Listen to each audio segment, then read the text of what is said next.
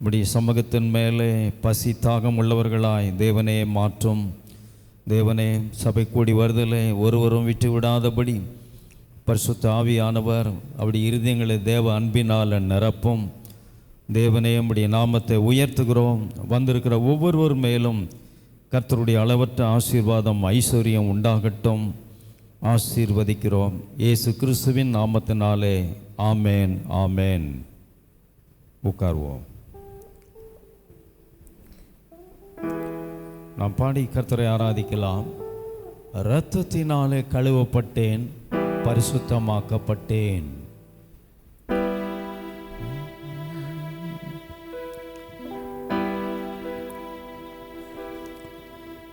இரத்தத்தினாலே கழுவப்பட்டேன், பரிசுத்தமாக்கப்பட்டேன். இரத்தத்தினாலே கழுவப்பட்டேன், பரிசுத்தமாக்கப்பட்டேன். மீட்கப்பட்டேன் திரு இரத்தத்தால் பிசாசின் பிடியினின்று.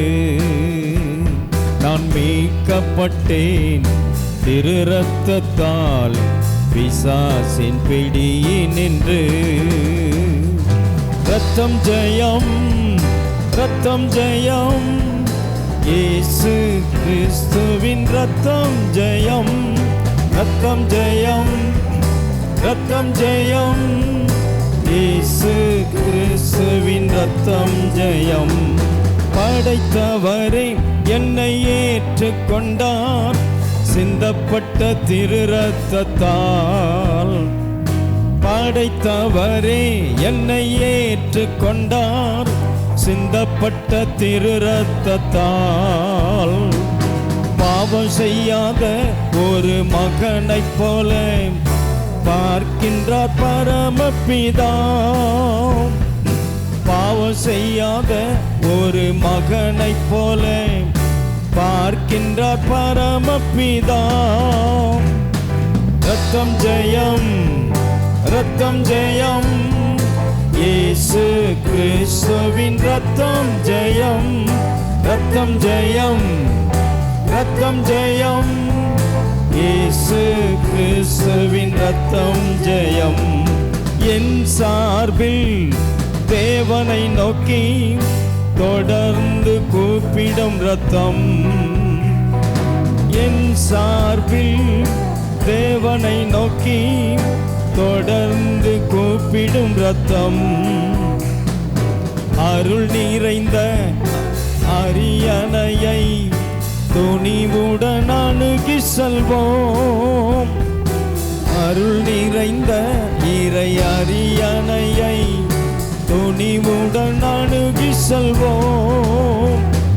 இரத்தம் ஜெயம், இரத்தம் ஜெயம், வாய் திறந்து இயேசு கிறிஸ்துவின் இரத்தம் ஜெயம்.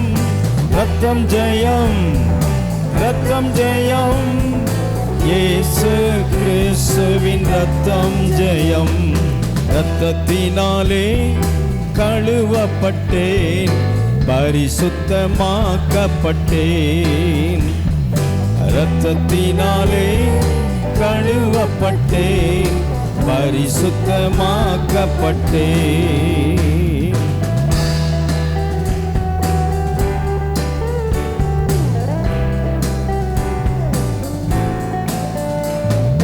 போர்க்கவசம் என் தலை கவசம் திரு இரத்தமே. போர்க்கவசம் என் தலை கவசம் இயேசுவின் திரு இரத்தமே. தீய ஆவியும் என்னை அணுகாது, தீங்கிழைக்க முடியாது. எந்த தீய ஆவியும் என்னை அணுகாது, தீங்கிழைக்க முடியாது. ஓ இரத்தம் ஜெயம், இரத்தம் ஜெயம், இயேசு கிறிஸ்துவின் இரத்தம் ஜெயம். இரத்தம் ஜெயம், இரத்தம் ஜெயம், இயேசு கிறிஸ்துவின் இரத்தம் ஜெயம். சுத்திகரிக்கும், தூய்மையாக்கும், வாழ்நாள் எல்லாம் தினமும் சுத்திகரிக்கும் தூய்மையாக்கும். வாழ்நாள் எல்லாம் தினமும் நன்மையான காரியங்கள் நமக்காய் பரிந்து பேசும். நன்மையான காரியங்கள் நமக்காய் பரிந்து பேசும். ரத்தம் ஜெயம், ரத்தம் ஜெயம், இயேசு கிறிஸ்துவின் ரத்தம் ஜெயம். ரத்தம் ஜெயம், ரத்தம் ஜெயம், இயேசு கிறிஸ்துவின் ரத்தம் ஜெயம். ரத்தத்தினாலே கழுவப்பட்டேன், பரிசுத்தமாக்கப்பட்டேன்.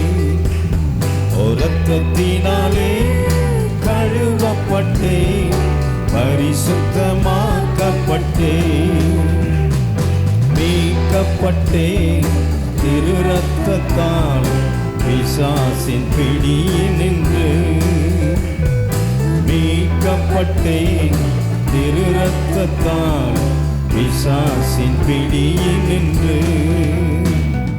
ரத்தம் ஜெயம், ரத்தம் ஜெயம், இயேசு கிறிஸ்துவின் ரத்தம் ஜெயம். ரத்தம் ஜெயம், ரத்தம் ஜெயம், இயேசு கிறிஸ்துவின் ரத்தம் ஜெயம். கரங்களை தட்டி ஹல்லேலூயா. ஓ நன்றி நன்றி நன்றி. தயவுசெய்து எழும்பலாம். நாம் பாடினோம், படைத்தவரே என்னை ஏற்றுக்கொண்டார் சிந்தப்பட்ட திரு ரத்தத்தால். பாவம் செய்யாத ஒரு மகனைப் போல பார்க்கின்றார். எவ்வளோ அருமையான வார்த்தை பார். இன்னமும் நினச்சிக்கிட்டு இருக்கோம், நான் எவ்வளோ பாவம் செய்திருக்கிறேன், அக்கிரமம் செய்திருக்கிறேன், எவ்வளோ அநியாயம் செய்திருக்கிறேன் நாம் நினைக்கிறோம். கர்த்தர் சொல்ற, நீ ஒரு பாவம் கூட பண்ணலை. இயேசுவின் ரத்தம், என் குமாரன் இயேசுவின் ரத்தத்தினால நான் கழுவிட்டேன். உன் மேலே எனக்கு எந்த வெறுப்பும் இல்லை, கசப்பும் இல்லை, கோபமும் இல்லை. உன்னை நான் நீதிமான் ஆக்கியிருக்கிறேன். பாவமே செய்யாத ஒரு பிள்ளையாக நான் உன்னை பார்க்குறேன். தேவனுடைய பார்வை எவ்வளோ ஒரு விசேஷத்தை ஒரு பார்வை. ஆனால் நாம் கடைசி வரைக்கும் பார்த்துக்கிட்டு இருக்கோம், நான் பாவி, நான் பிரதான பாவி. அப்படி சொன்னால் தான் சிலருக்கு ஜபம் பண்ண மாதிரி இருக்கும். பாடுவோம், அந்த ஃபர்ஸ்ட் சென்ஸாக பாடுவோம். படைத்தவரே என்னை ஏற்றுக்கொண்டார். நான் ஆண்டவர் ஏற்றுக்கொள்ளலை, சிருஷ்டி கர்த்தர் என்னை ஏற்றுக்கொண்டார். அவர் தான் என்னை ஏற்றுக்கொண்டார். ஏன்னா வேதம் சொல்லுது, என்னிடத்தில் வருகிற யாரையும் நான் புறம்பே, அவர் என்னை ஏற்றுக்கொண்டார்.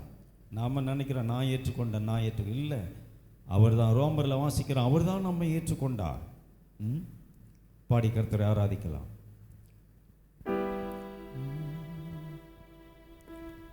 இரத்தத்தினாலே கழுவப்பட்டேன், பரிசுத்தமாக்கப்பட்டேன்.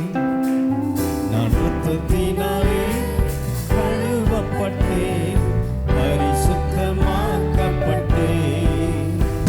நான் மீட்கப்பட்டேன் திரு ரத்தத்தால் பிசாசின் பிடியினின்று.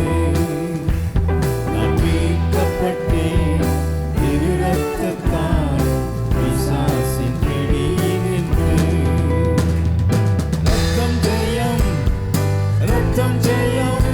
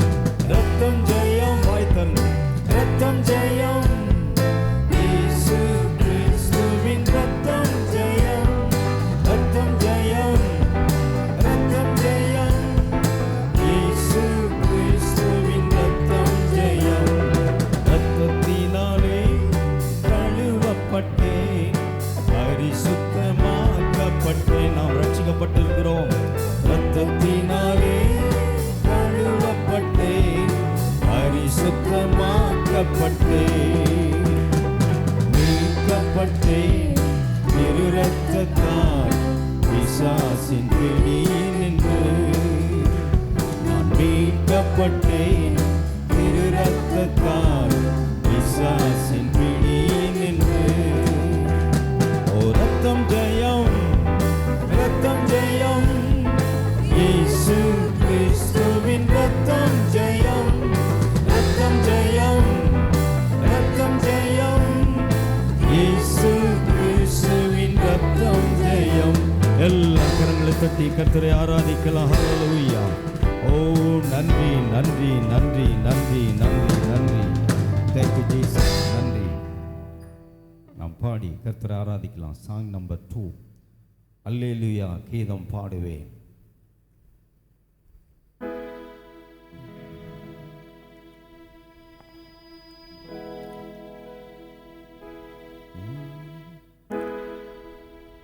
அல்லேலூயா கீதம் பாடுவே, என் ஆண்டவரை கொண்டாடுவே. அல்லேலூயா கீதம் பாடுவே, என் ஆண்டவரை கொண்டாடுவே. தூக்கி எடுத்தார் சேற்றில் இருந்து துதியின் கீதங்கள் நாவில் தந்தார். தூக்கி எடுத்தார் துதியின் கீதங்கள் நாவில் தந்தார். ஆராதனை ஆராதனை ராஜாதி ராஜாவுக்கே. ஆராதனை ஆராதனை என் தேவாதி தேவனுக்கே. ஆராதனை ஆராதனை என் ராஜாதி ராஜாவுக்கே. ஆராதனை ஆராதனை என் தேவாதி தேவனுக்கே. துன்பம் எல்லாம் போக்கிவிட்டாரே, துதியின் ஆடை எனக்கு தந்தாரே. துன்பம் எல்லாம் போக்கிவிட்டாரே, துதியின் ஆடை எனக்கு தந்தாரே. வாழ்த்தி பாடுவேன், போற்றி பாடுவேன், தாழ்வில் என்னை நினைத்தவரை. வாழ்த்தி பாடுவேன், போற்றி பாடுவேன், தாழ்வில் என்னை நினைத்தவரை. ஆராதனை ஆராதனை என் ராஜாதி ராஜாவுக்கே. ஆராதனை ஆராதனை என் தேவாதி தேவனுக்கே. வாய் திறந்து ஆராதனை ஆராதனை என் ராஜாதி ராஜாவுக்கே. ஆராதனை ஆராதனை என் தேவாதி தேவனுக்கே.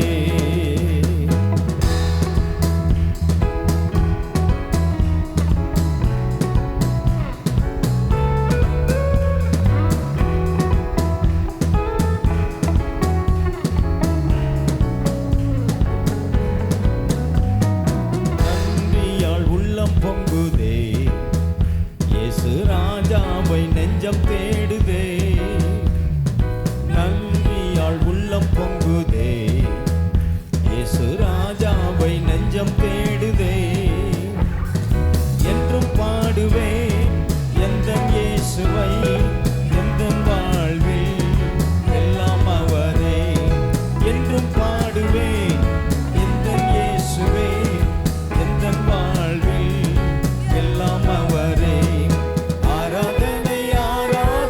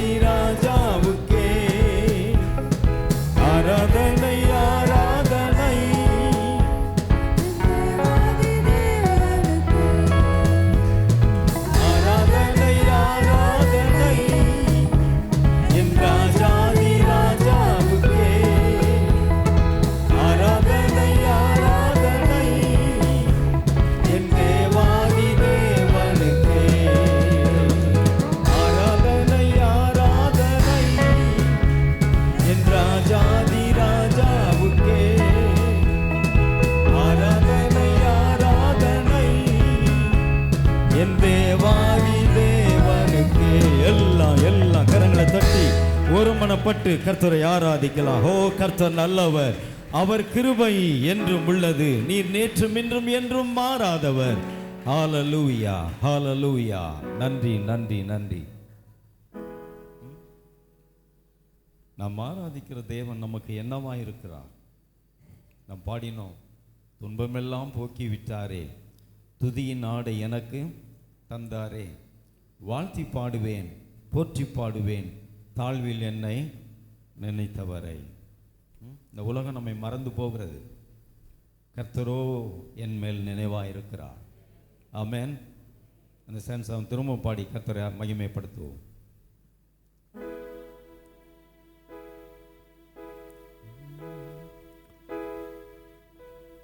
ஆராதனை ஆராதனை என் ராஜாதி ராஜாவுக்கே,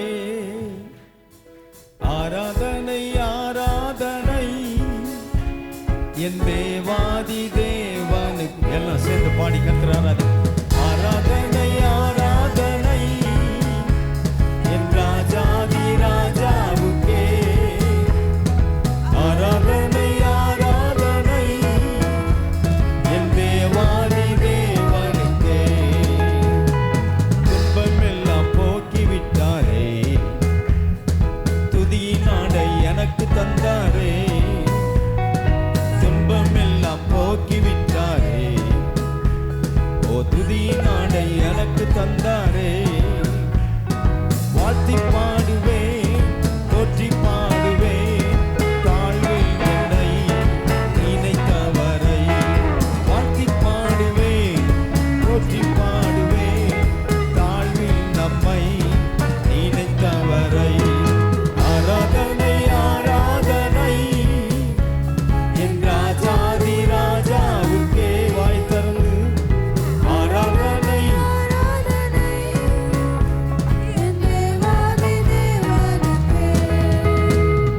ஆராதனை ஆராதனை என் ராஜாதி ராஜாவுக்கே. ஓ ஆராதனை ஆராதனை என் தேவாதி தேவனுக்கே. ஹல்லேலூயா, ஹல்லேலூயா. ஓ நன்றி, நன்றி, நன்றி ஆண்டவரே, நன்றி இயேசுவே. Thank you Holy Spirit. நன்றி, நன்றி. நாம் பாடுவோம். என்னை விட்டு கொடுக்காதவர், என்னை நடத்துகின்றவர், என்னை பாதுகாப்பவர், என் நேசர் நீரே.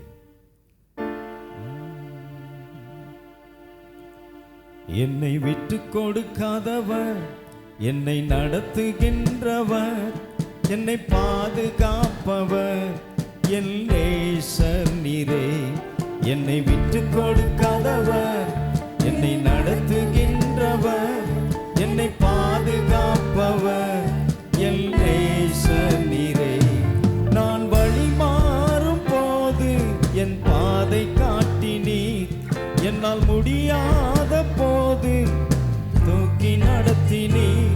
நான் வழி மாறும் போது என் பாதை காட்டினீர், முடியாத போது என்னை தூக்கி நடத்தினீர்.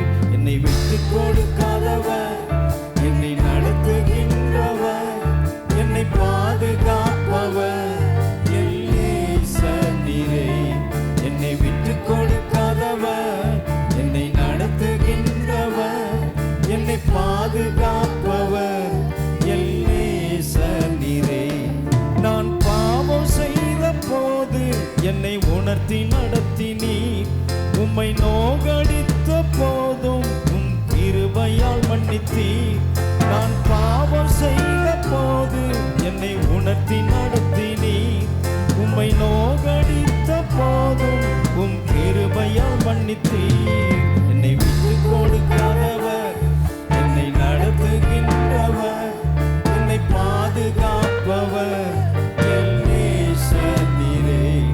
என்னை விட்டு கொடுக்காதவர், என்னை நடத்துகின்றவர், என்னை பாதுகாப்பவர், என் நேசர் நீரே.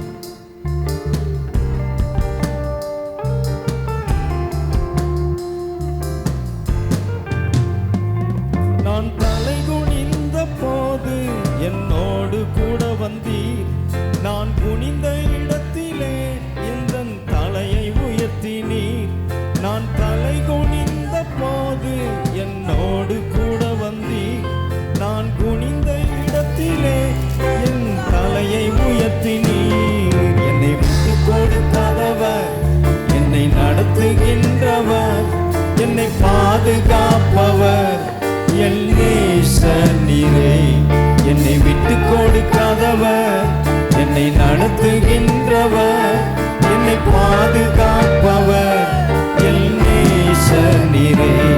நான் வேண்டிக் கொள்வதெல்லாம் என் வாழ்வில் தருகின்றீர். நான் நினைப்பதற்கும் மேலா என்னை ஆசீர்வதிக்கின்றீர்.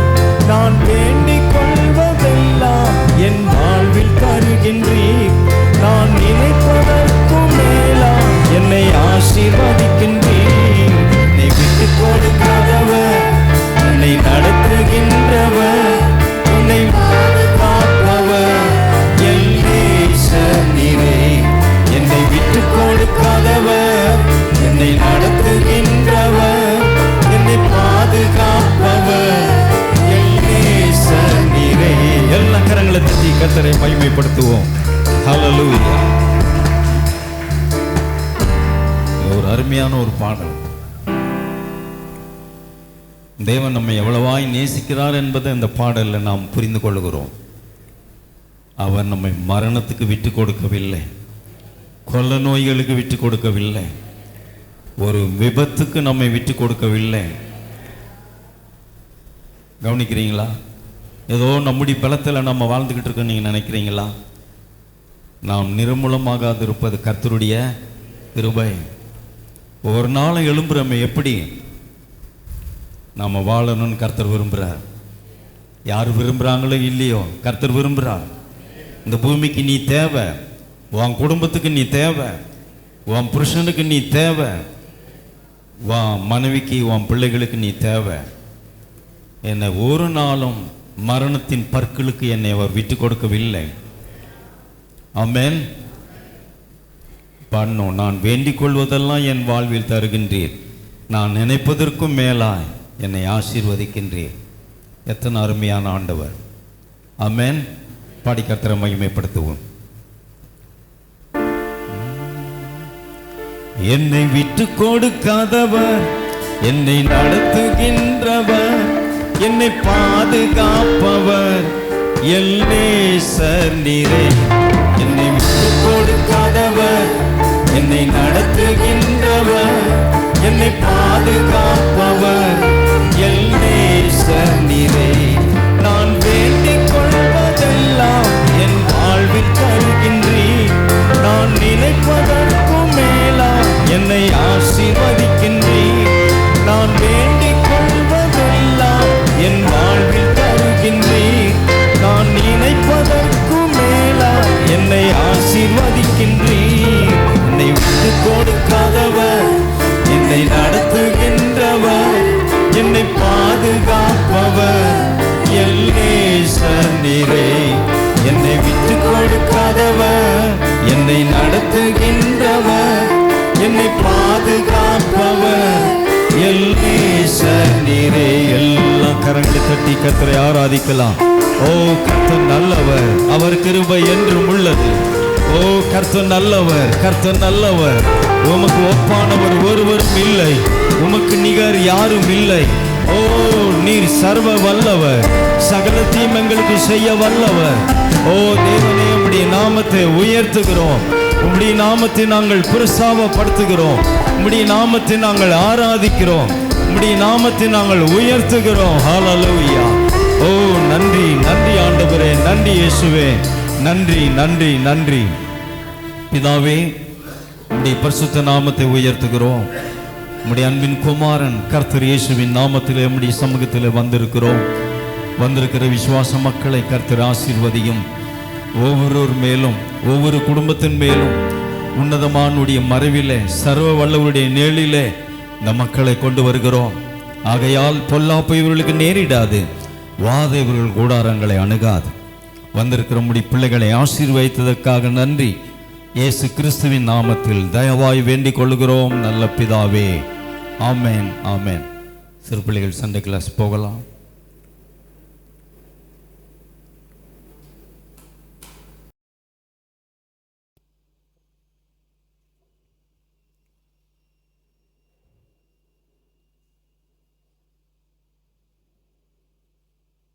கவனிப்போம். ஒரு விவாக அறிவிப்பை நான் உங்களுக்கு முன்னே கொண்டு வருகிறேன். கர்த்தராகிய இயேசு கிறிஸ்துவின் கிருபையினால் நிகழும் 2025 ஆண்டு ஜூலை மாதம் 2ஆம் தேதி புதன்கிழமை சென்னை குரம்பேட்டில் வசிக்கும்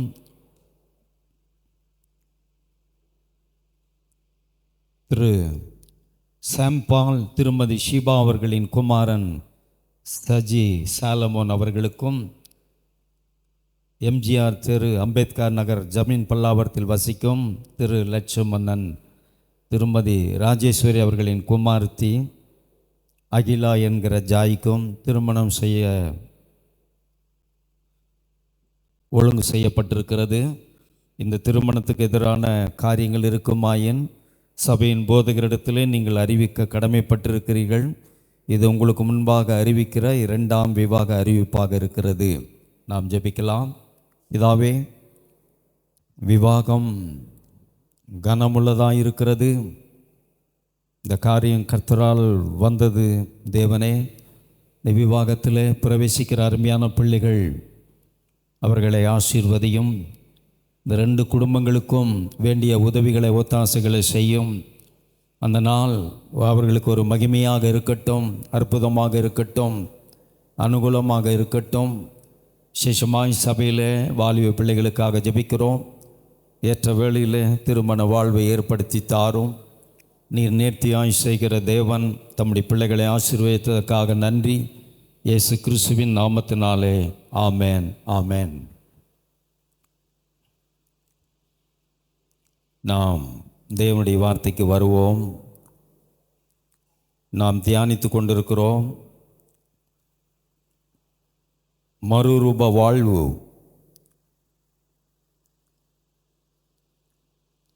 நம்முடைய வாழ்க்கை இன்றைக்கு கோடிக்கணக்கான ஜனங்கள் என்றைக்கு என் வாழ்க்கை மாறும், என்றைக்கு என் கஷ்டம் மாறும், என்றைக்கு என் சூழ்நிலை மாறும், என்றைக்கு எனக்கு நல்ல காலம் பிறக்கும். ஆனால் வேதம் நமக்கு அருமையான ஒரு வழியை காட்டுகிறது. உன் மனம் புதிதானால் உன் வாழ்வு புதிதாகும் அப்படின்றார். ஆகவே நாம் தொடர்ந்து அதை தியானித்து கொண்டிருக்கிறோம். நம்முடைய மறுரூப வாழ்விற்கு நம்முடைய பார்வையும் நம்முடைய பேச்சும் ஒரு பெரிய பங்காய் இருக்கிறது என்பதை நாம் பார்த்தோம். ஆகவே இன்றைக்கு நாம் தொடர்ந்து சில காரியங்களை தியானிக்கலாம். 2 கொரிந்தியர் 4ஆம் அதிகாரம் 16 to 18 வரைக்கும் வாசிக்கும் பொழுது, ஆனபடியினாலே நாங்கள் சோர்ந்து போகிறதில்லை. எங்கள் புறம்பான மனுஷனானது அழிந்தும் உள்ளான மனுஷனானது நாளுக்கு நாள் புதிதாக்கப்படுகிறது.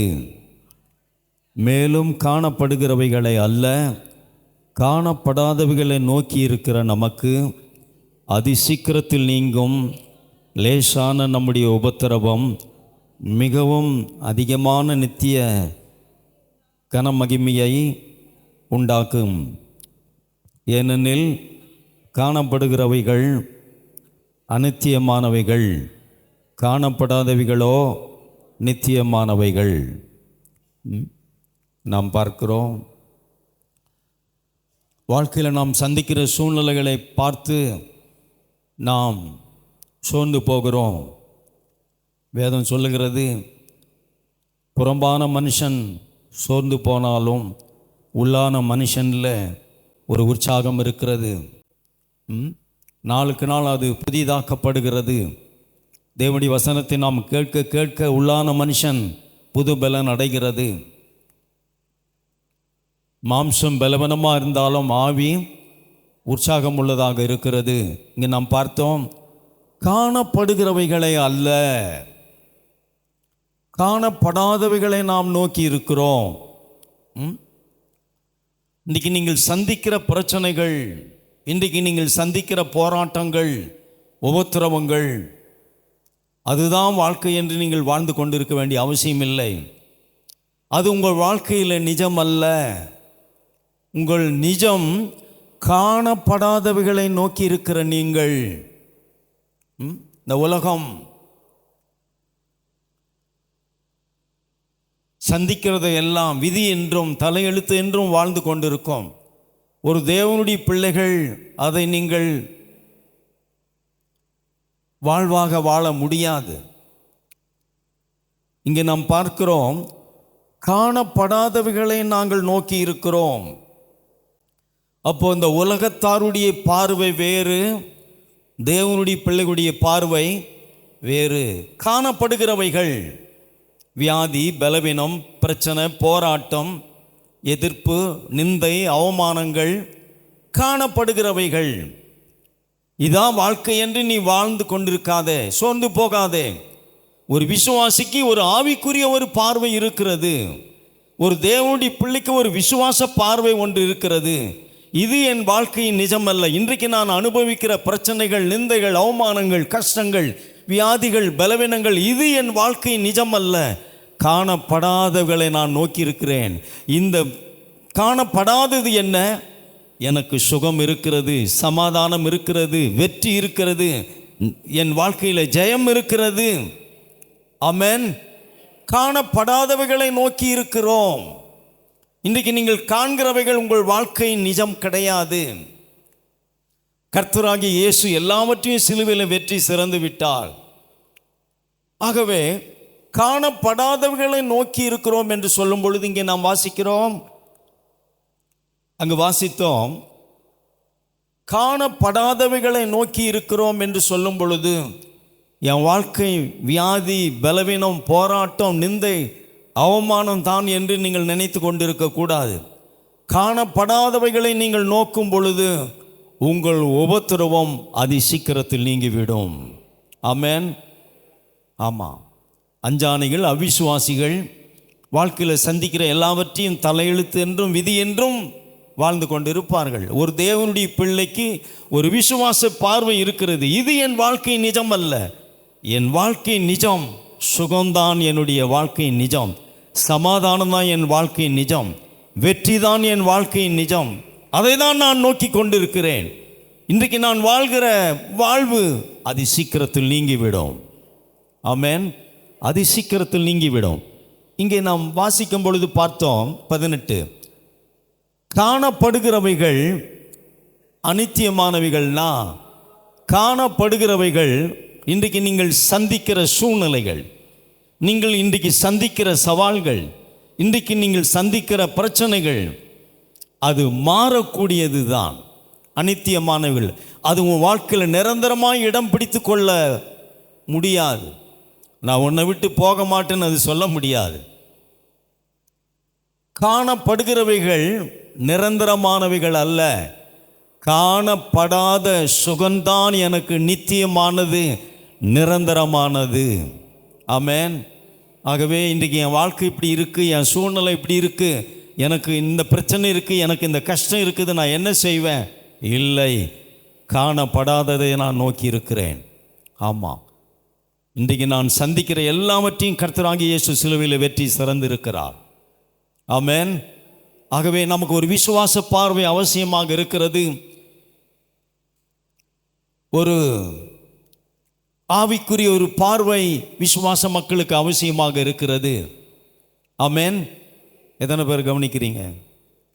ஆகவே ஒரு பிரச்சனை இந்த உலகம் எப்படி பார்க்கிறது, இந்த உலகத்தின் மக்கள் எப்படி பார்க்கிறார்கள், அதை போலவே நாங்கள் பார்க்க வேண்டிய அவசியம் இல்லை. இன்றைக்கு நாம் சந்திக்கிற சூழ்நிலைகள் மாறக்கூடியது, மாறாதவைகள் தான் நாம் எதிர்நோக்கி இருக்கிற காரியங்கள். கவனிக்கிறீங்களா? ஆமாம், நமக்கு ஒரு விசுவாச பார்வை வேண்டும். சந்திக்கிறவைகளை எல்லாம் வாழ்வாக நீங்கள் எடுத்து வாழ வேண்டிய அவசியம் இல்லை. காணப்படாதவைகளை நான் நோக்கி இருக்கிறேன். காணப்படாதவைகள் உங்கள் வாழ்க்கையில் இல்லை என்று சொல்லவில்லை. காணப்படாதவைகள், இல்லாதவைகள் உங்கள் வாழ்க்கையில் இருக்கிறது. கிறிஸ்துக்குள் சகல ஆசீர்வாதத்தினாலும் தேவன் உங்களை ஆசீர்வதிக்கிறார். இந்த உலகம் சொல்லும், எனக்கு இதுக்கெல்லாம் கொடுத்து வைக்கல, எனக்கு அதிர்ஷ்டம் இல்லை, எனக்கு அந்த பிராப்தம் இல்லை. ஆனால் காணப்படாதவைகளை நோக்கி இருக்கிற நீங்கள் உங்கள் வாழ்க்கையில் நீங்கள் இல்லாதவர்களைப் போல வாழ வேண்டிய அவசியம் இல்லை. சகலத்தையும் நீங்கள் உடையவர்கள் தான்.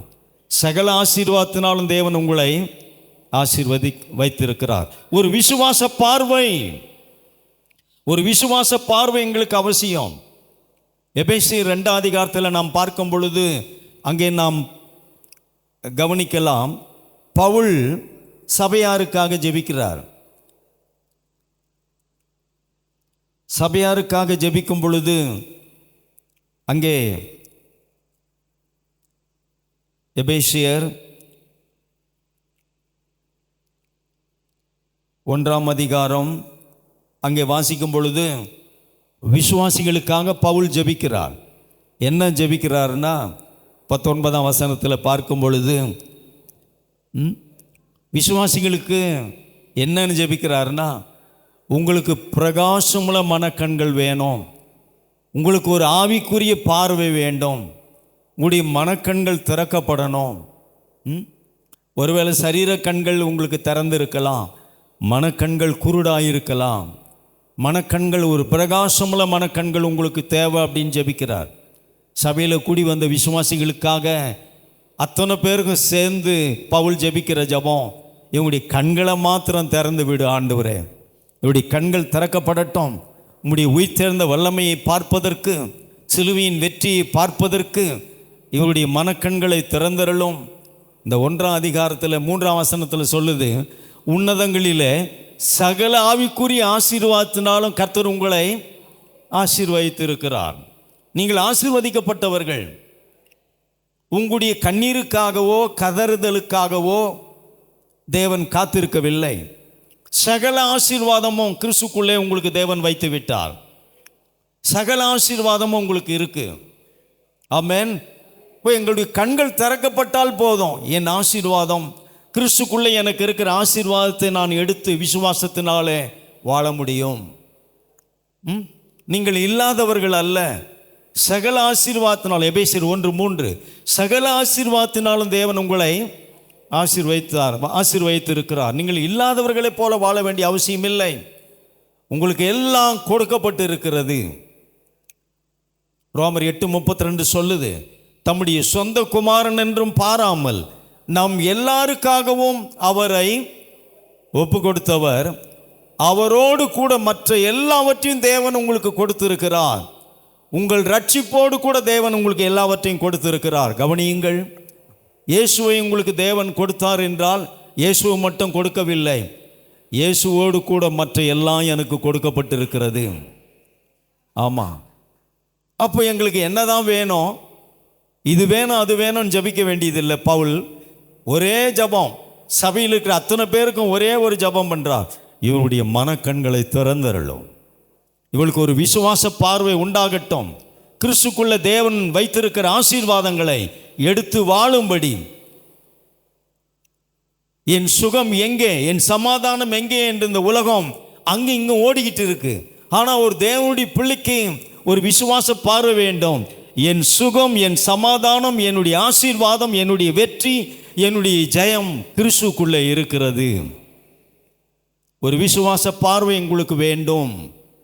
அதை தான் சொல்றது, காணப்படாதவைகளை நோக்கி இருக்கிற நீங்கள், உங்கள் உபத்திரவம் அதிசீக்கிரத்தில் நீங்கிவிடும். இன்றைக்கு நீங்கள் வாழ்ந்து கொண்டிருக்கிற வாழ்வு உங்களுக்கு நித்தியமானதல்ல, நிரந்தரமானதல்ல.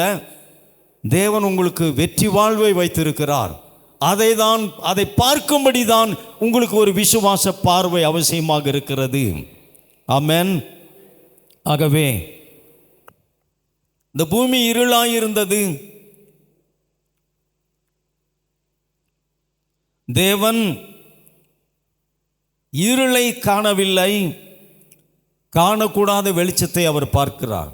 காணப்படாதவைகளை நோக்கி பூமி இருளாய் இருந்தது, ஆனால் தேவன் அந்த இருளை கடந்து வெளிச்சத்தை பார்க்கிறார். கர்த்தர் சொல்றார், வெளிச்சம் உண்டாக கடவது, வெளிச்சம் உண்டாயிற்று. காணப்படாதவைகளை நோக்கி இருக்கிற நமக்கு எப்படி தேவனுக்கு ஒரு விசுவாச பார்வை இருக்கிறதோ, அதே போல தேவனுடைய பிள்ளைகளுக்கு ஒரு விசுவாச பார்வை அவசியமாய் இருக்கிறது. பூமி வெறுமையாய் இருந்தது, ஆனால் தேவன் காணப்படாதவைகளை நோக்கி அவர் சொன்னார், உண்டாயிற்று. இந்த பூமி வெறுமையாய் இருப்பது தேவனுடைய சித்தம் அல்ல, சகல நன்மையினாலும் தேவன் சொல்லி சொல்லி இந்த பூமியை நிரப்புகிறார். மனுஷன் வாழ்வதற்கும் அனுபவிப்பதற்கும் புசிப்பதற்கும் நன்மையானவைகளை தேவன் உண்டாக்குகிறார். காணப்படாதவைகளை, வெறுமையை தாண்டி அவர் பார்க்கிறார். இந்த பூமி வெறுமையாயிருப்பது நல்லது அல்ல. இந்த பூமியிலே வாழப்போகிற மனுஷன் நன்மையானவைகளை அனுபவிக்கவும் புசிக்கவும் தேவன் விரும்புகிறார். ஆகவே காணப்படாதவைகளை அவர் நோக்கி பார்க்கிறார். இந்த பூமி தேவனுடைய நன்மையினால் நிரப்பப்பட்டது. ஆமென். ஆகவே நமக்கும் அப்படி ஒரு விசுவாச பார்வை அவசியமாக இருக்கிறது. வாழ்க்கையில் ஒரு பிரச்சனை வந்துட்டா, என்ன வாழ்க்கை இப்படி இருக்கு அப்படி இருக்குன்னு அதை தாண்டி பார்க்கணும் ஒரு விசுவாச பார்வை. இது என் வாழ்க்கை நிஜமல்ல. இன்றைக்கு ஒருவேளை நீங்கள் தோல்வியை சந்திக்கலாம், நிந்தைகள் அவமானங்களை சந்திக்கலாம். அதை கடந்து பாருங்கள். தேவன் உங்களுக்கு வைத்திருக்கிற நிஜத்தை பார்க்க முடியும். உங்களுக்கு வைத்திருக்கிற வெற்றி வாழ்வை நீங்கள் பார்க்க முடியும். தேவன் உங்களுக்கு வைத்திருக்கிற சுக வாழ்வை நீங்கள் பார்க்க முடியும்.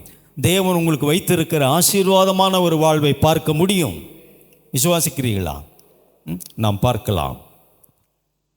2 ராஜாக்கள் புஸ்தகம் 6ஆம் அதிகாரம் 15-17 நாம் வாசிக்கும் பொழுது ஒரு சம்பவத்தை நாம் பார்க்கிறோம். எடுத்து வாசிப்போம்.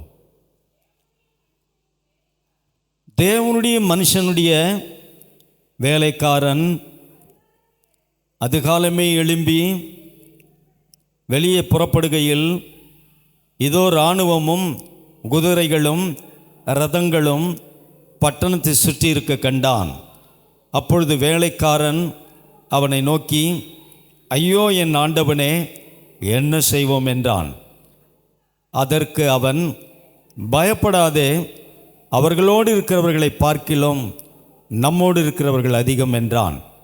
அப்பொழுது எலிசா விண்ணப்பம் பண்ணி, கர்த்தாவே, இவன் பார்க்கும்படி இவன் கண்களை திறந்தருளும் என்றான். உடனே கர்த்தர் அந்த வேலைக்காரரின் கண்களை திறந்தார். இதோ எலிசாவை சுற்றிலும் அக்கினிமயமான குதிரைகளாலும் இரதங்களாலும் அந்த மலை நிறைந்திருக்கிறதை அவன் கண்டான். அருமையானவர்களே, நாம் பார்க்கிறோம், காணப்படாதவைகளை நோக்கி இருக்கிற நமக்கு சீரியாவின் ராஜா இஸ்ரவேலின் ராஜாவுக்கு விரோதமாய் வரும்பொழுதெல்லாம் எலிசாவினுடைய ஆலோசனையின் மூலம் இஸ்ரவேலின் ராஜா தப்பித்து கொள்ளுவார். சீரியாவின் ராஜாவுக்கு இதில் ஒரு பெரிய சந்தேகம், நம்மில் உளவாளி யார்? நம்முடைய ரகசியங்களை இஸ்ரவேல் ராஜாவுக்கு சொல்லுகிறவன் யார் என்று ராஜா கேட்கிறார். அப்பொழுது சீரியா ராஜாவினுடைய ஒரு வேலைக்காரன் சொல்லுகிறான், உளவாளி யாரும் இல்லை. இஸ்ரவேல் தேசத்தில் எலிசா என்ற ஒரு தீர்க்கதரிசி இருக்கிறான். அவன்தான் நம்முடைய இராணுவ ரகசியங்களை இஸ்ரவேல் ராஜாவுக்கு சொல்லுகிறவன். உம்முடைய படுக்க அறையில் நீர் பேசுகிற காரியங்களை கூட இஸ்ரவேல் ராஜாவுக்கு அவனால் சொல்ல முடியும் என்று சீரிய ராஜாவுக்கு அவன் சொல்லுகிறான். அந்த சீரிய ராஜா எலிசாவின் மேல் மிகுந்த கோபம் கொண்டு, அவன் எங்கே இருக்கிறான் என்று விசாரியுங்கள் என்று சொல்லுகிறான்.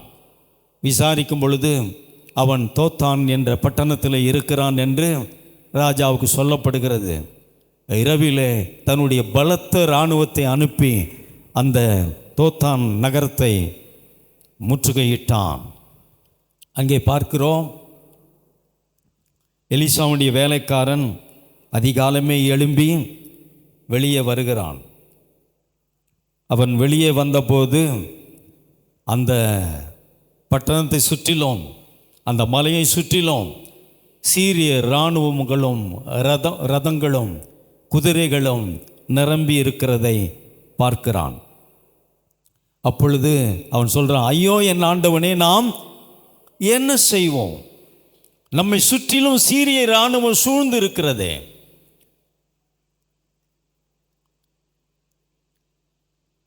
எத்தனை பேர் கவனிக்கிறீங்க?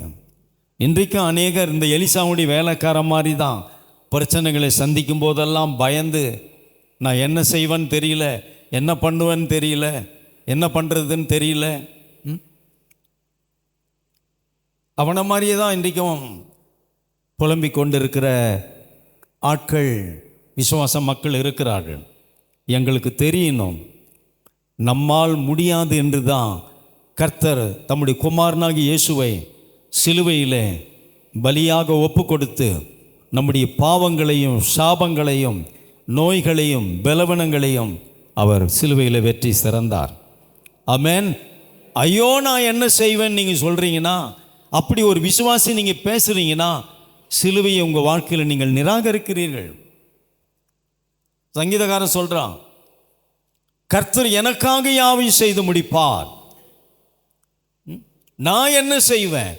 நான் சொல்லணும், விசுவாசி சொல்லணும், கர்த்தர் எனக்காக யாவையும் செய்து முடிப்பார். அவர் எனக்காக வழக்காடுவார், அவர் எனக்காக பரிந்து பேசுவார், அவர் எனக்காக நியாயம் செய்வார், அவர் எனக்காக யுத்தம் பண்ணுவார். நான் என்ன பண்ணுவேன்? நீங்கள் உங்களால் ஒன்றும் பண்ண முடியாது தான், உங்களால் ஒன்றும் செய்ய முடியாது என்று தான் தேவன் தம்முடைய குமாரனாகிய இயேசு சிலுவையிலே பலியாக ஒப்பு கொடுத்தார். இன்னும் உங்கள் வாழ்க்கையில் சிலுவையை நீங்கள் கொண்டு வராமல் இருப்பீர்கள். ஆனால் நான் என்ன பண்ணுவேன்? அநேகர் நினைக்கிறாங்க, தன்னுடைய புத்தியை கொண்டு, தன்னுடைய திறமையை கொண்டு, தன்னுடைய சாமர்த்தியத்தை கொண்டு வாழ நினைக்கிறாங்க. நாம் தோற்று போவோம். வேலைக்காரன் சொல்கிறான், அந்த மலையை சுற்றிலும் சீரிய இராணுவம் நிரம்பி இருக்கிறது. நான் என்ன செய்வேன்? நாம் என்ன பண்ணுவோம்? எப்படி தப்புவோம்? எப்படி பிழைப்போம்? ஆனால் வேதம் சொல்லுது, ரட்சிக்கப்பட்டவர்களுக்கு சிலுவை தேவ பலனாக இருக்கிறது, கெட்டு போகிறவர்களுக்கு சிலுவை பைத்தியமாக இருக்கிறது. அந்த சிலுவையை விசுவாசிக்கிற, சிலுவையின் வெற்றியை விசுவாசிக்கிற நமக்கு அது தேவ பலனாக இருக்கிறது. நான் என்ன பண்ணுவேன்னா, நீங்கள் உங்கள் வாழ்க்கையில் சிலுவையை நிராகரிக்கிறீர்கள். தேவன் நம்முடைய வாழ்க்கையில் எல்லாவற்றுக்கும் சிலுவையை தான் பதிலாக வைத்தார். எல்லாருக்காகவும் இயேசு மரித்தார், இரத்தம் சிந்தினார், ஜீவனை கொடுத்தார். அவர் மரித்து அடக்கம் பண்ணப்பட்டு 3ஆம் நாளில் உயிரோடு கூட எழுந்தார். அவர் சிலுவையில் வெற்றி சிறந்தார். ஆமென். நான் என்ன பண்ணுவேன்னு நீங்கள் சொல்ல வேண்டிய அவசியம் இல்லை. நீங்கள் அப்படி சொல்கிறீங்கன்னா உங்கள் மனக்கண்கள் இன்னும் திறக்கப்படவில்லை, உங்களுக்கு ஒரு ஆவிக்குரிய ஒரு பார்வை இல்லை. ஆனால் எலிசா என்ன தெரியுமா சொல்கிறாரு? வாசிக்கலாம், 16 வாசிங்க. பயப்படாதே. அது சொல்றார், பயப்படாதே, அவர்களோடு இருக்கிறவர்களை பார்க்கிலும் நம்மோடு இருக்கிறவர்கள் அதிகம். அருமையானவர்களே, எந்த பிரச்சனையை நீங்கள் சந்தித்தாலும் நீங்கள் பயப்பட வேண்டியதில்லை. நீங்கள் தேவனுடைய உயர்ந்த அடைக்கலத்தில் இருக்கிறீர்கள். எத்தனை பேருக்கு நான் சொல்கிறது விளங்குது? இன்றைக்கு உயர்ந்த பாதுகாப்பு யாருக்கு உலகத்தில்? அமெரிக்கன் பிரசிடெண்ட்டுக்கு தான், ட்ரம்ப்புக்கு தான் உயர்ந்த பாதுகாப்பு. ஆனால் உங்களுக்கு தெரியுமா, ஒரு தேவனுடைய பிள்ளைக்கு தேவன் தருகிற பாதுகாப்பு இயற்கைக்கு அப்பாற்பட்ட ஒரு பாதுகாப்பு. என் நாமத்தினை அறிந்திருக்கிறபடியால் உன்னை உயர்ந்த அடைக்கலத்தில் நான் வைப்பேன். வாழ்க்கையில் நீங்கள் எதை சந்தித்தாலும் நீங்கள் பயப்பட வேண்டிய அவசியம் இல்லை. நீங்கள் ஒரு உயர்ந்த அடைக்கலத்தில் இருக்கிறீர்கள். தேவனுடைய உயர்ந்த பாதுகாப்புக்குள்ளே அரசியல்வாதிகளுக்கு தருகிற பாதுகாப்பை விட இயற்கைக்கு அப்பாற்பட்ட ஒரு பாதுகாப்பை தேவனுடைய அரசு தம்முடைய பிள்ளைகளுக்கு கொடுக்கிறது. கரங்களை தட்டி கர்த்தரை மகிமைப்படுத்துவோம். சொல்றார், எலிசா சொல்றார், பயப்படாதே, அவர்களோடு இருக்கிறவர்களை பார்க்கிலும் நம்மோடு இருக்கிறவர்கள் அதிகம். அவன் சொல்றான், ஓடி வந்து சொல்றான், ஐயோ நாம் என்ன செய்வோம்? நம்மை சுற்றிலும் சீரிய இராணுவம் முகாமிட்டு இருக்கிறது. அப்படியா? எங்கன்னு ஒன்று ஓடி வந்து அவர் பார்க்கல. அவர் சொல்றாரு, அவருக்கு ஒரு எலிசாவுக்கு ஒரு விசுவாச பார்வை, எலிசாவுக்கு ஒரு ஆவிக்குரிய பார்வை. பயப்படாதே, அவர்களோடு இருக்கிறவர்களை பார்க்கலாம் நம்மோடு கூட இருப்பவர்கள் அதிகம். ஆமென். அவன் ஓடி வந்து சொல்றான், சீரிய இராணுவம் நம்மை சுற்றி இருக்கிறது. அந்த இரும்பு ரதங்களும் குதிரைகளும் இராணுவம் தான் அங்கே நின்று கொண்டு இருக்கிறது. ஆனால் இவர் சொல்கிறாரு, நம்மோடு கூட இருப்பவர்கள் அதிகம். நம்மோடு கூட இருப்பவர்கள் யார்? அவங்க அக்னிமயமான ரதங்களும் குதிரைகளும் இராணுவம், எண்ணி முடியாத இராணுவம் இவர்களை சுற்றிலும், அந்த மலையை சுற்றிலும் தேவன் இவர்களுக்கு பாதுகாப்பாக வைத்திருக்கிறார். விசுவாசிக்கிறீங்களா? நம்மை குறித்து நான் ஒரு அனாதை, நான் ஒரு திக்கற்றவள், எனக்கு யாரும் இல்லை, இப்படிப்பட்ட தரித்திர எண்ணங்கள் உங்கள் மனதை நிரப்பி வைத்திருக்கிறதா? நான் தனியாக இருக்கிறேன், எனக்கு எந்த உதவியும் இல்லை. வேதம் சொல்லுது, உன்னோடு கூட இருப்பவர்கள் அதிகம். ஆமென். ஒரு சகோதரி ரட்சிக்கப்பட்டாங்க. ரட்சிக்கப்பட்ட பிறகு அவர்கள் ஆண்டவரை விசுவாசித்து கர்த்தரை அவர்கள் அறிந்து கொண்டதினாலே அந்த குடும்பத்தார் அவளை வெறுத்து ஒதுக்கிவிட்டார்கள். எந்த உறவும் வைத்து கொள்ளவில்லை. பெற்றோர் அவளை வெறுத்து விட்டார்கள். இது மதம் கிடையாது, ஆனால் அவளுடைய பார்வையில் நீ மதம் மாறிவிட்டாய். அவளை வெறுத்து விட்டார்கள். எந்த உறவும் அவளோடு கூட வைத்து கொள்ளவில்லை. ஆனால் அந்த சகோதரி சோர்ந்து போகவில்லை. எனக்கு தேவன் இருக்கிறார், அவருடைய கிருபை எனக்கு இருக்கிறது என்று சொல்லி அவள் சந்தோஷமாக இருந்தாள். அருமையானவர்களே, இன்றைக்கி நீங்கள் அப்படி எதனா ஒரு ஃபீலிங்ஸ் உங்களுக்கு இருக்கா? அப்படிப்பட்ட எண்ணங்கள் உங்களுக்கு இருக்கா? எனக்கு யாரும் இல்லை பிரதர், எனக்கு யாரும் இல்லை சிஸ்டர், நான் தனியாக தான் இருக்கிறேன் அப்படின்னு நீங்கள் நினைக்கிறீங்களா? நீங்கள் ஒருபோதும் தனியாக இருப்பதில்லை.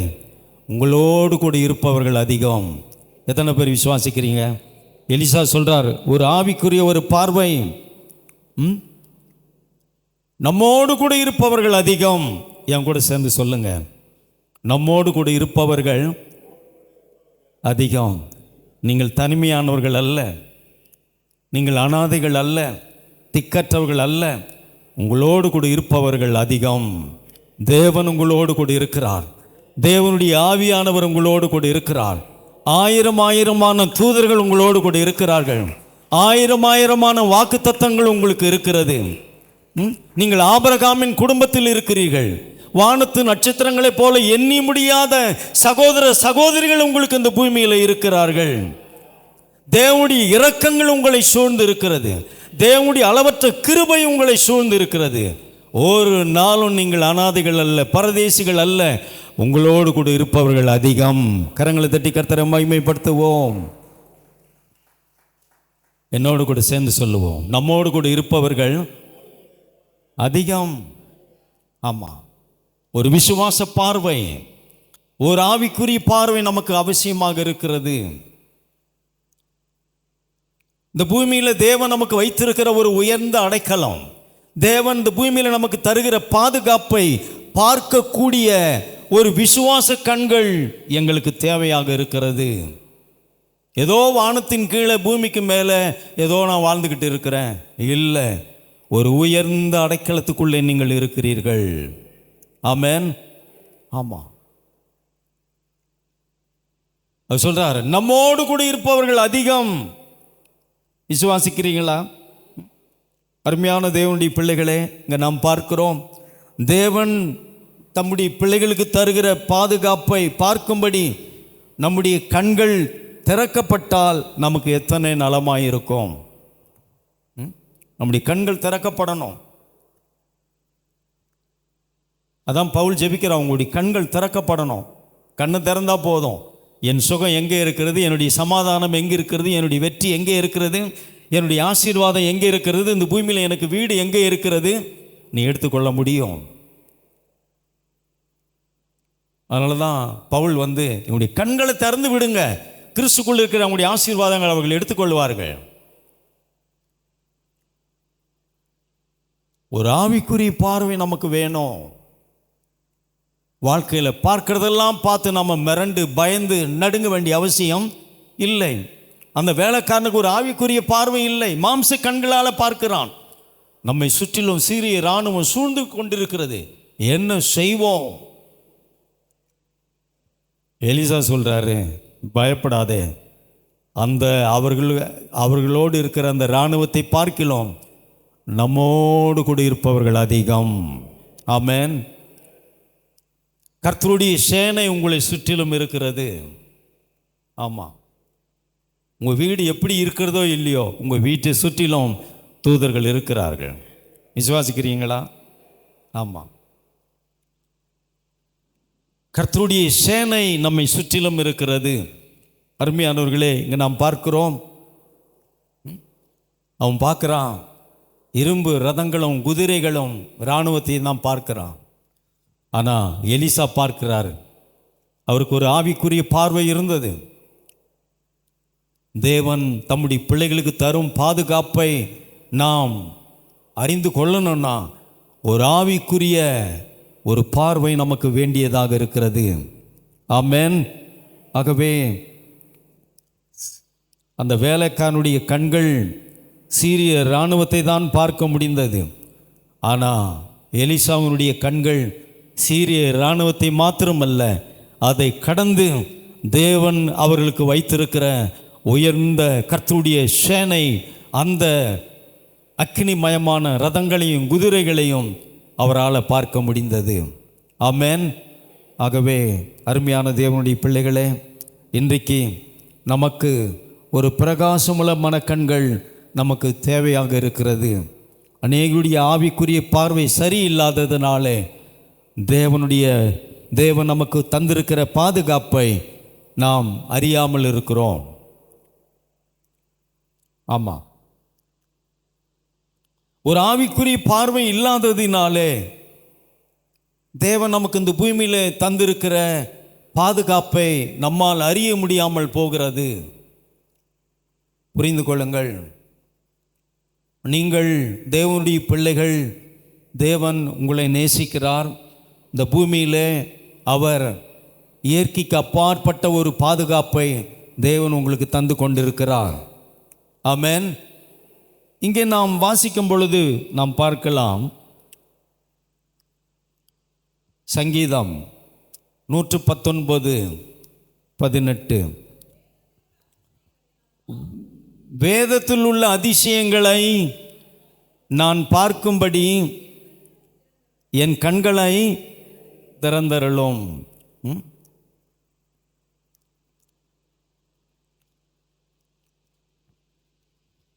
வேதத்தில் உள்ள அதிசயங்களை நான் பார்க்கும்படி. அதிசயம் எங்கே இருக்கிறது? வேதத்தில், தேவனுடைய வார்த்தையில். ஏன்னா தேவனுடைய வார்த்தை வெறுமையாய் இல்லை, அது அற்புதத்தை சுமந்து கொண்டிருக்கிறது, அதிசயத்தை அது சுமந்து கொண்டிருக்கிறது. கவனிக்கிறீங்களா? அற்புதம் இல்லையே. ஏன் அற்புதம் இல்லை? கிதியோன் அப்படி தான் கேட்டார், அற்புதங்கள் எங்கே? ஒரு அற்புதமும் இல்லையே.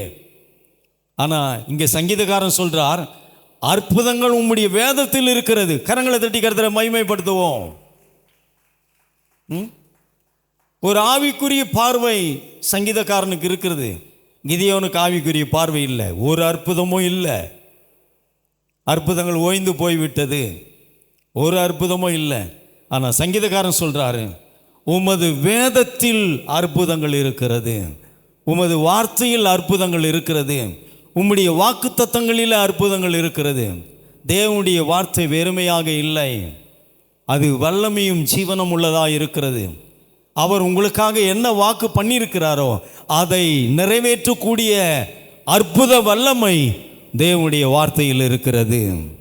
ஆமென். அற்புதங்கள் எங்கே இருக்கிறது? வேதத்தில், உம்முடைய வார்த்தையில் இருக்கிறது. என்ன செய்தால் அற்புதத்தை நாம் அடையலாம்? வேதத்தில் இருக்கிறது அற்புதங்கள், தேவனுடைய வார்த்தையில் இருக்கிறது அற்புதங்கள். கவனிக்கிறீங்களா? இல்லை, அங்கே போனால் அற்புதம் நடக்கும், இங்கே போனால் அற்புதம் நடக்கும். உன் கையில் இருக்கிற வேதத்தில் தேவன் உனக்கு அற்புதத்தை வைத்திருக்கிறான். தேவன் உனக்கு பண்ணின வாக்கு தத்தங்களுக்குள்ளே தேவன் அற்புதங்களை வைத்திருக்கிறான். அங்கே அற்புதங்களுக்காக அங்கேயும் இங்கேயும் நீங்கள் ஓட வேண்டிய அவசியம் இல்லை. என் வேதத்திலே எனக்கு தேவன் அற்புதத்தை வைத்திருக்கிறான். சங்கீதக்காரன் சொல்றார், உமது வேதத்தில் உள்ள அதிசயங்களை நான் பார்க்கும்படி என் கண்களை திறந்தல. கண்ணை திறந்தா போதும், தேவனுடைய அற்புதங்களை நான் பார்க்க முடியும். தேவன் எனக்கு இந்த பூமியில் வைத்திருக்கிற அதிசயங்களை நான் பார்க்க முடியும். அப்போ நம்முடைய ஜெபம் என்னவா இருக்கணும்? ஒரு அற்புதத்தை செய்யுங்கன்னு இல்லை, ஏற்கனவே அற்புதம் இருக்குது, அதிசயங்கள் இருக்குது. எனக்கு என்னதான் நடக்கணும்? என் கண்களை திறந்தருளும், என் கண்களை திறந்தருளும். இன்றைக்கு இருக்கிற பிரச்சனை அதுதான். ஆவிக்குரிய கண்கள் திறக்கப்படணும், மனக்கண்கள் திறக்கப்படணும். ஒரு முறை ஒரு அம்மா சாட்சி சொன்னாங்க, இந்த வருஷம் எனக்கு ஒரு அற்புதமும் நடக்கலை, போன வருஷத்துலாவது ஏதோ 1-2 நடந்தது, இந்த வருஷத்தில் ஒன்றுமே இல்லை. அற்புதங்கள் உங்களுக்கு இல்லாமல் இல்லை. நம்முடைய பார்வை அப்படி. ஆமாம், இந்த வருஷம் துவக்கத்தில் ஏதோ ஒன்று நடந்துருது, ஒரு ஏமாற்றம் நடந்ததுன்னா அந்த வருஷத்துக்கு பேரே வச்சிடுவாங்க, இந்த வருஷம் நல்லா இல்லை, துவக்கமே சரியில்லை, முடிவும் அப்படி தான் இருக்கும். எப்படி நம்முடைய பார்வை எப்படி இருக்கிறது? வருஷத்தை நாம் எப்படி பார்க்கிறோம்? ஏன்னா வருஷங்களை தேவன் தான் நமக்கு தரார். அவர் தருகிற வருஷங்கள் அற்புதங்கள் இல்லாமல் இல்லை, அதிசயங்கள் இல்லாமல் இல்லை. என வேதம் சொல்லுது, அவர் நன்மையினாலே வருஷத்தை முடிசூட்டுகிறார். அற்புதங்களாலே அதிசயங்களாலே ஒரு வருஷத்தை நிரப்பி தான் உன் கையில் தரார். ஆனால் அந்த வருஷத்தை நான் எப்படி பார்க்கிறேன்? வெறுமையான வருஷமாய் நாம் பார்ப்போமானால் நம்முடைய பார்வை எப்படியோ அப்படி தான் இருக்கும், என்னுடைய பேச்சும் அப்படி தான் இருக்கும். அந்த அம்மா சொன்னாங்க, இந்த வருஷத்தில் ஒன்றும் இல்லை. நீங்கள் எப்படி பார்க்கிறீர்கள்? உங்களுக்கு விசுவாச பார்வை, ஒரு ஆவிக்குரிய பார்வை உங்களுக்கு இருக்கா? தேவன் வெறுமையான பூமியை மனுஷங்கிட்ட தரல, வருஷத்தை தராருன்னா அது வெறுமையான வருஷம் இல்லை, அதில் உனக்கு வேண்டிய அற்புதங்களை அதிசயங்களை அவர் தந்து தான் உன் கையில் தரார். கரங்களை தட்டி கர்த்தரை மகிமைப்படுத்துவோம். எத்தனை பேர் விசுவாசிக்கிறீங்க? ஆமாம், 6 மாதம் அந்த வருடத்து நடுவில் வந்துட்டேன், ஒன்றும் நடக்கலையா? ஒரு ஆவிக்குரிய பார்வை. ஆமாம், ஒரு ஆவிக்குரிய பார்வை நமக்கு வேணும். ஒரு வெறுமையான பூமியை தேவன் மனுஷன் கையில் தரலன்னா ஒரு வெறுமையான வருஷத்தை தேவன் உங்களுக்கு தரப்போவதும் இல்லை. எங்களுக்கு விசுவாச பார்வை இல்லை. எங்களுடைய பார்வை எப்படியோ அதை தான் நாம் பேசி கொண்டிருக்கிறோம். அந்த வேலைக்காரனுடைய பார்வை என்ன? சீரிய இராணுவம் சூழ்ந்து இருக்கிறது, எப்படி பிழைப்போம், எப்படி தப்பிப்போம். ஆனால் எலிசாவுடைய பார்வை, பயப்படாதே, நம்மோடு கூட இருப்பவர்கள் அதிகம். ஆமென். இந்த பூமியில் தேவன் உங்களுக்கு வைத்திருக்கிற நன்மைகள், உச்சிதங்கள், தேவன் உங்களுக்கு வைத்திருக்கிற ஆசீர்வாதங்கள், தேவன் உங்களுக்கு வைத்திருக்கிற பாதுகாப்பை நீங்கள் அனுபவிக்கணும்னா ஒரு விசுவாச பார்வை எங்களுக்கு அவசியமாக இருக்கிறது. ஆமென். ஆமாம், உலகத்தார் எப்படி பார்க்கிறார்களோ நீங்கள் அப்படி பார்க்க வேண்டிய அவசியம் இல்லை. தேவனைப் போல பேசவும் தேவனைப் போல பார்க்கவும் நமக்கு ஒரு ஆவிக்குரிய பார்வை அவசியமாக இருக்கிறது. ஆமென். இங்கே பார்க்கிறோம், உம்முடைய வேதத்திலே எங்களுக்கு அற்புதங்கள் இருக்கிறது. தேவனுடைய வார்த்தையில தேவன் உங்களுக்கு அற்புதங்களை அதிசயங்களை வைத்திருக்கிறார்.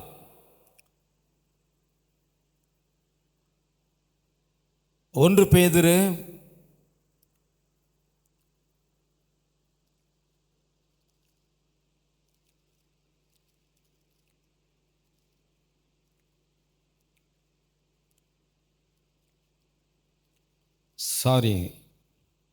2 பேதுரு 1:19 அதிக உறுதியான தீர்க்க தரிசன வசனம் நமக்குண்டு, பொழுது விடிந்து விடிவெள்ளி உங்கள் இருதயங்களில் உதிக்கும் அளவும் இருளுள்ள ஸ்தலத்தில் பிரகாசிக்கிற விளக்கை போன்ற அவ்வசனத்தை கவனித்திருப்பது.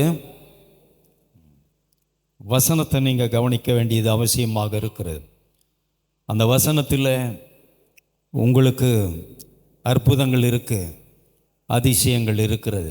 வசனத்தை கவனியுங்கள்.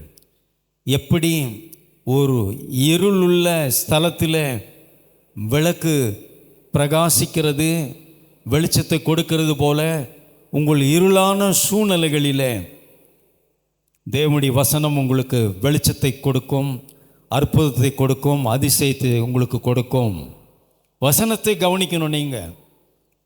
ஆமாம், வசனத்தை கவனித்திருப்பது உங்களுக்கு நலமாக இருக்குன்னா சுகமாக இருக்குன்றார். ஆமாம், அங்கே ஓடி இங்கே ஓடி அற்புதங்களுக்காக ஓட வேண்டிய அவசியம் இல்லை. சங்கீதக்காரர் சொல்றார், வேதத்தில் உம்முடைய அதிசயங்கள் இருக்கிறது. அப்போ வசனத்தை நீங்கள் கவனிக்கணும், வாக்கு தத்தங்களை நீங்கள் கவனிக்கணும். கர்த்தர் என்ன சொல்லியிருக்கிறார்? இன்றைக்கி நான் சந்திக்கிற சூழ்நிலைக்கு தேவனுடைய வார்த்தை என்ன சொல்லுகிறது? கண்டுபிடியுங்கள், நீங்கள் அற்புதங்களை பெற்றுக்கொள்ள முடியும், நீங்கள் அதிசயங்களை பெற்றுக்கொள்ள முடியும். ஆமென். அருமையானவர்களே, இங்கே நாம் பார்க்கிறோம், இந்த பெதஸ்தா குலத்தில் 5 மண்டபங்கள் இருந்தது. திரளான வியாதிஸ்தர்கள் அங்கு சூழ்ந்திருக்கிறார்கள். அங்கே என்ன நடக்கிறது? எப்போதாவது தேவதூதன் இறங்கி அந்த குளத்தின் தண்ணீரை கலக்குவான். அதை பார்த்த வியாதியஸ்தன், அவன் எப்பேற்பட்ட வியாதியஸ்தனாக இருந்தாலும், யார் அந்த குளத்தில் முதலில் இறங்குகிறானோ அவன் சுகமடைவான், சுஸ்தமாவான். இதுதான் அங்கே நடக்கிறது.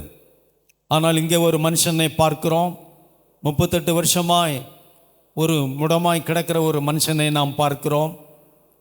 தேவதூதன் வந்து குளத்தை கலக்கும் போதெல்லாம் அவன் தண்ணீரில் இறங்குவதற்குள்ளே வேறு ஒருவன் இறங்கி சுகமாகி போய்விடுகிறான். இவன் வாழ்க்கையில் பெருத்த ஏமாற்றம், பலமுறை அவன் ஏமாற்றப்பட்டிருக்கிறான். அது மாத்திரம் இல்லை, அவனுக்கு உதவி செய்ய யாருமே இல்லை. அவனுக்கு உதவி செய்ய யாரும் இல்லை. அவனால் குளத்தில் முந்தி இறங்க முடியவில்லை. அவனுக்கு உதவி செய்யவும் யாரும் இல்லை. தேவதூதன் குளத்தை கலக்கும் பொழுது இவனுக்கு உதவி செய்யும்படி ஆட்கள் காத்திருந்து இவனை கொண்டு போய் தண்ணீரில் போட்டால் அவன் சுஸ்தமாவான். அப்படி உதவி செய்வதற்கு கூட இந்த மனுஷனுக்கு யாரும் இல்லை. அவன் நினைக்கிறான், சுகம் என்பது நமக்கு எட்டாத ஒரு காரியம், இனி சுகம் நமக்கு கிடைக்காது, என்னால் முடியல, எனக்கு உதவி செய்ய யாருமே இல்லை. தன்னுடைய வாழ்க்கை அவன் அப்படி பார்த்து கொண்டு இருக்கிறான். எனக்கு உதவி செய்ய ஒரு ஆள் இல்லை, என்னாலையும் இந்த குளத்தில் இறங்கி சுகத்தை பெற்றுக்கொள்ள முடியவில்லை. நல்லா கவனிக்கணும். இயேசு அந்த மனுஷனிடத்தில் வரார். வேதம் சொல்லுது, வெகு காலம் வியாதியஸ்தன் என்று அறிந்து ஆண்டவர் அவனிடத்தில் வந்தார். உங்கள் பிரச்சனை நாள்பட்டது என்று கர்த்தருக்கு தெரியும். இத்தனை வருஷமாக இந்த பிரச்சனை என் வாழ்க்கையில் இருக்குது, ஆண்டவருக்கு தெரியும். மனுஷர் உங்களுக்கு உதவி செய்ய முன் வராமல் போகலாம், தேவனே உங்களுக்கு உதவி செய்ய வந்து நிற்பார். ஆமென். தேவன் அவன் சொல்கிறான், எனக்கு ஒரு ஆள் இல்லை இந்த குளத்தில் கொண்டு போய் விடுறதுக்கு. தேவனே அவனுக்காக வந்து அவன் முன்னாடி நிற்கிறார். அங்கே என்ன நடக்கணும்? தேவதூதன் இறங்கணும், அந்த குளத்தை கலக்கணும், சீசர்களை விட்டு இவனை கொண்டு போய் சீக்கிரத்தில் கொண்டு போய் தண்ணீரில் போடுங்க. அது செய்யறதுக்கு ஆண்டவர் வரல. அங்கே என்ன நடக்குது? ஆண்டவர் அவனை பார்த்து சொல்றார், உன் படுக்கை எடுத்துக்கொண்டு நட என்றார். ஆமாம், இது வரைக்கும் அந்த இடத்துல சுகமானவர்கள் யார்? தேவதூதன் வந்து தண்ணீரை கலக்கும் பொழுது அந்த குளத்தில் இறங்குகிற அந்த முதல் மனுஷன்தான் சுகமாவான். ஆனால் இன்றைக்கு என்ன நடந்தது? வார்த்தையினாலே தேவன் அவனுக்கு சுகத்தை கொடுக்கிறான். தேவனுடைய வார்த்தைக்குள்ளே உங்களுக்கு அற்புதங்கள் இருக்கிறது. கரங்களை தட்டி கர்த்தரை மகிமைப்படுத்துவோம். இன்றைக்கி நிறைய பேருடைய மனசில் என்ன? இந்த வழியில் தான் என் கஷ்டம் தீரும், இந்த வழியில் தான் என் பிரச்சனை தீரும், இந்த வழியில் தான் என் சூழ்நிலை மாறும் நீங்கள் நினச்சிக்கிட்டு இருப்பீங்க. அந்த வழிகள் உங்களுக்கு அடைக்கப்பட்டு இருக்கலாம். தேவன் உங்களுக்கு ஆயிரமான வழியை உங்களுக்கு ஏற்படுத்த முடியும். விசேஷமாய் சொல்றார்,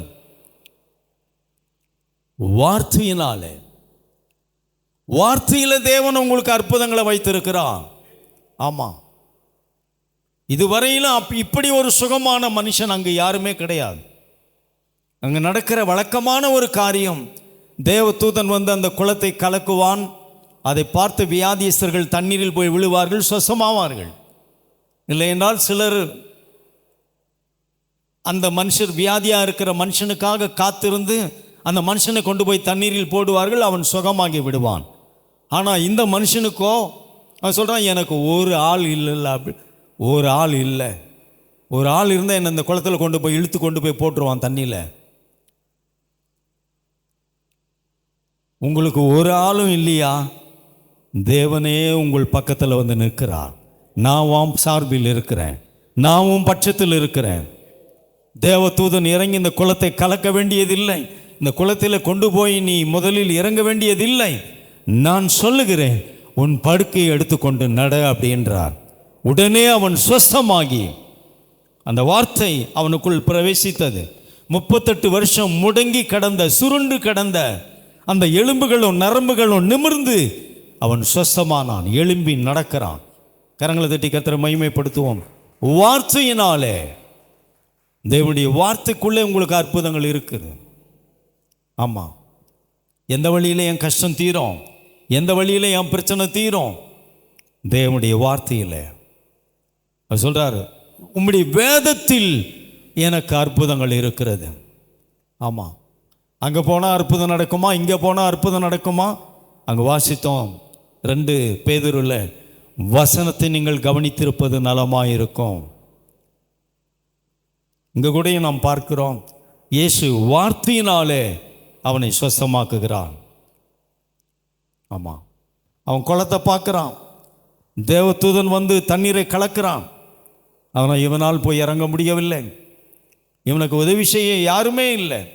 இதுதான் அவனுடைய நிலைமை. ஆனால் ஆண்டவர் அவனை பார்த்து ஒரு கேள்வி கேட்குறார், நீ சுஸ்தமாக விரும்புகிறாயா? அதுதான் ரொம்ப அவசியம். இன்றைக்கி நிறைய பேருக்கு அந்த விருப்பம் இல்லை. நான் பிழைக்கணும், நான் வாழணும், என் குடும்பத்துக்கு நான் ஆசீர்வாதமாக இருக்கணும், அந்த விருப்பமே கிடையாது. விருப்பமில்லாத உங்கள் வாழ்க்கையில் தேவன் எதையும் செய்ய முடியாது. ஆண்டவர் அவனை பார்த்து கேட்கிறார், நீ சுகமாக விரும்புகிறாயா? சுகத்துக்கு ஒரு விருப்பம் நமக்கு இருக்கணும். நான் வாழணும், இந்த பூமியில் நான் வாழணும், என் பிள்ளைகளுக்காக நான் வாழணும், என் குடும்பத்துக்காக நான் வாழணும். உங்களுக்கு அந்த விருப்பம் இருக்கா? தேவன் உங்களுக்கு உதவி செய்ய காத்திருக்கிறார். உங்கள் விருப்பங்களை தேவன் மதிக்கிறார்.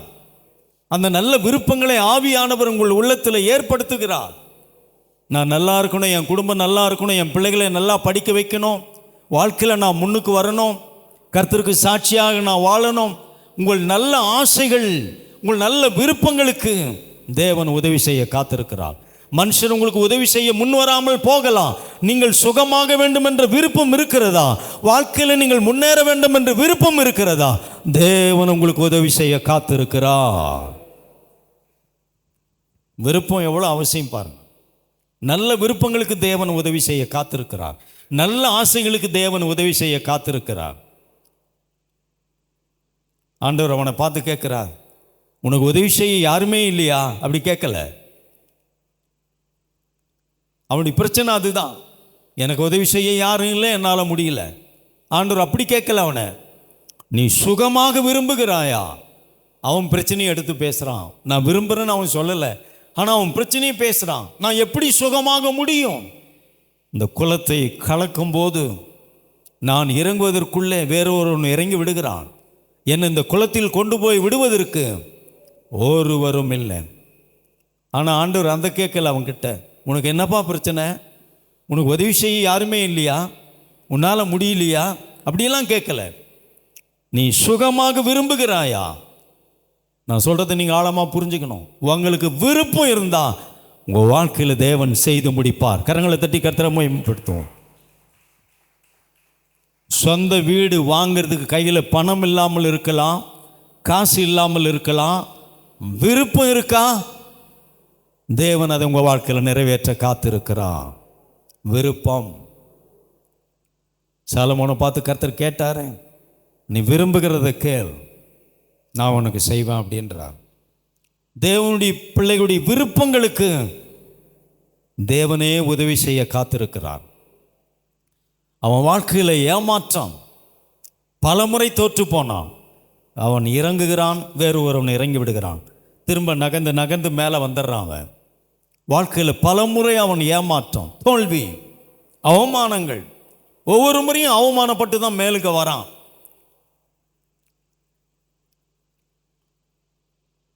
ஆனால் ஆண்டவர் அதனால் அவனுக்குள்ள அந்த விருப்பம் இல்லாமல் போயிடுச்சு. நாம் சந்திக்கிற சூழ்நிலைகள், நாம் சந்திக்கிற ஏமாற்றங்கள் உங்கள் விருப்பங்களை அழித்து விடுகிறது. இதுக்கெல்லாம் நாம் ஆசைப்படக்கூடாது. நமக்கெல்லாம் இதுக்கு கொடுத்து வைக்கலன்னு சொல்லி உங்கள் நல்ல விருப்பங்களை இழந்து போகாதீர்கள். மனுஷனால் கூடாதவைகள் தேவனால் கூடும். உங்கள் நல்ல விருப்பங்களை நிறைவேற்ற மனுஷர் முன் வராமல் போகலாம், தேவன் உங்களுக்கு முன்னே வந்து உங்கள் ஆசைகளை நிறைவேற்ற காத்திருக்கிறார். விசுவாசிக்கிறீங்களா? அவனுக்குள்ள விருப்பத்தை கொண்டு வராரு. அவனுக்குள்ள அந்த விருப்பம் மறைஞ்சு போயிடுச்சு. நீ விரும்புகிறாயா? அது போதும்.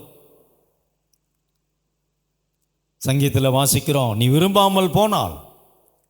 109:17 வாசித்து பார்ப்போம்.